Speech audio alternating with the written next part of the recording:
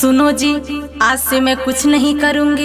काहे रे, काहे ना कर भी? क्योंकि नैहर से मैं पढ़ाई करके आई हूँ। अरे पढ़ाई करके आई है तो क्या हुआ? मुझे ये पता ही नहीं था कि तू है अनपढ़ रे। मुझे लगता है तू नैहर से ही है मन बढ़ रे। मैंने जी जान से मैके में बस पढ़ाई की।